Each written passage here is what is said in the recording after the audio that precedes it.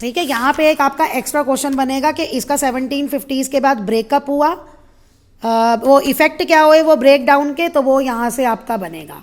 Local merchant जो सूरत और उसके पोर्ट, एक ही लाइन में लिख देना, सूरत और हुगली के पोर्ट डिक्लाइन हो गए, उसकी जगह बॉम्बे और कलकत्ता के पोर्ट डेवलप हो गए, लोकल बैंकर्स बैंकरप्ट हो गए, क्रेडिट जो था वो ख़त्म होने लगा, और इन पोर्ट 17th सेंचुरी में जो व्यापार 16 मिलियन था वो 1740s में आते हुए एंड में 3 मिलियन रह गया।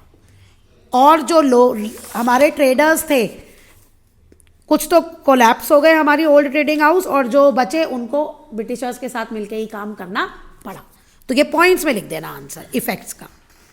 नेक्स्ट हमारा टॉपिक है what happen to the weaver. अभी आपने पूरी स्टोरी पढ़ी, वीवर्स का क्या हुआ, यूरोपियन कंपनीज आ गई ना, तो वीवर्स का क्या हुआ।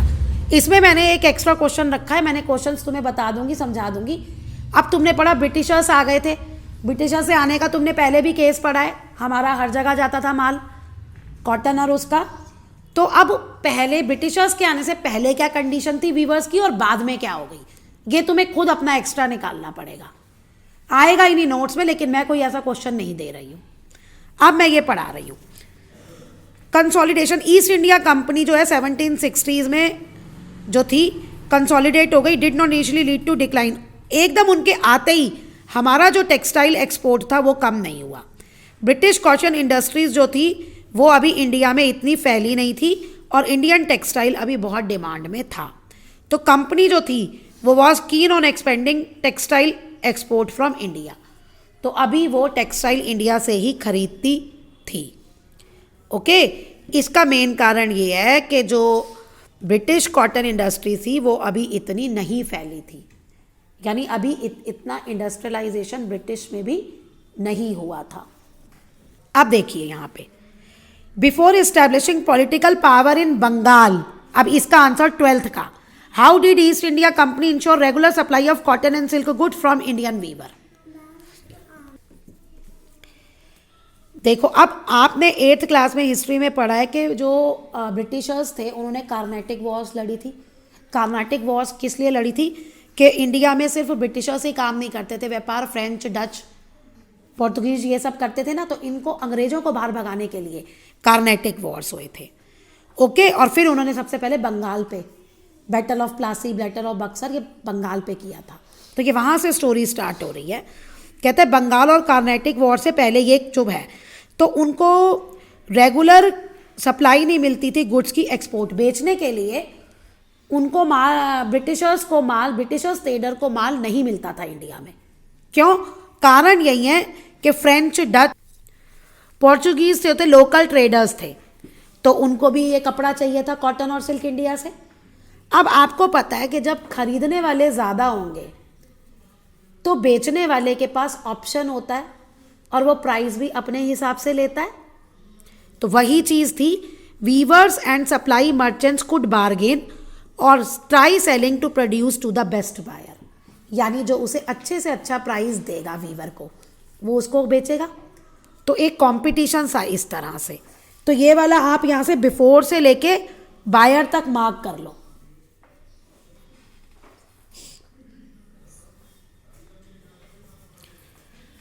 नेक्स्ट इन दिस, अब कहते हैं अब उन लोगों ने ना लेटर लिखा, क्या कहा अपने कॉम्पी ऑफिशियल्स ने अपने वहाँ पे कि हमें सप्लाई, एक तो सामान नहीं मिल रहा पूरा और जो मिल रहा है वो हाई प्राइसेस पे मिल रहा है। तो however once the East India Company establish, अब देखो ये पहले की कंडीशन आ गई। अब ईस्ट इंडिया कंपनी जब पॉलिटिकल पावर उन्हें ले लिया, नहीं सबको हटा दिया, पूरा इंडिया पे आ गया, it could assert monopoly right to trade. अब उन्होंने खुद अकेले ही व्यापार करने लगे, बाकी सबको उन्होंने भगा दिया, तो उनकी मोनोपोली हो गई। इट प्रोसीजेस, अब उन्होंने ऐसा सिस्टम बनाया मैनेजमेंट और कंट्रोल का जिसमें कंपटीशन खत्म हो गया, कॉस्ट को कंट्रोल हो गया और उनको सारा सिल्क और कॉटन का सामान आराम से मिलने लगा, क्योंकि खरीदार तो वही थे ना, कोई और था नहीं। अब उन्होंने ये सब कैसे कैसे किया, ये है आपका ये 12th क्वेश्चन में ये वाला पूरा पैराग्राफ हाउएवर से लेके सिल्क गुड तक आएगा, ये भी आंसर आएगा। और उसके बाद इस आंसर में ये जो फर्स्ट सेकंड पैराग्राफ है ये भी करना है। एक्चुअली आपका क्वेश्चन है कि ब्रिटेन में ट्रेडर्स को स्मूथली इंडिया से सामान मिलने लग गया, क्यों?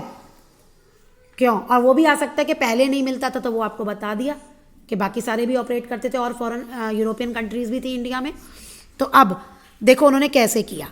पहले उन्होंने जो एग्जिस्टिंग ट्रेडर्स थे और ब्रोकर्स थे, पूरा पढ़ा है ना, पूरा सिस्टम था, जो ट्रेडर और ब्रोकर्स थे जो क्लोथ्स के ट्रेड से कनेक्टेड थे और जिनका डायरेक्ट कंट्रोल था, उनको ख़त्म कर दिया।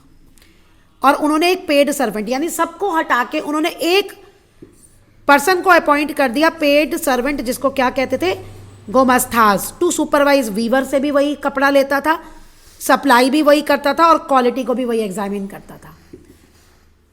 सब कुछ डील वही करता था जो पहले सारे मिडल मैन हो गए, मर्चेंट हो गया, फाइनेंस वाला हो गया। तो अब ये सब काम इसी के भरोसे सौंप दिया, यही सबको देखेगा करेगा।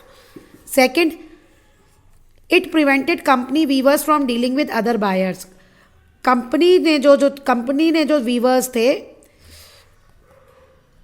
दूसरे बायर्स के साथ उनको कांटेक्ट करने से मना कर दिया। कैसे वो कंपनी के वीवर्स बने? कंपनी गई, उन्होंने कहा जी हम आपको ये पैसे दे रहे हैं, आप हमें इतना कपड़ा बना दो।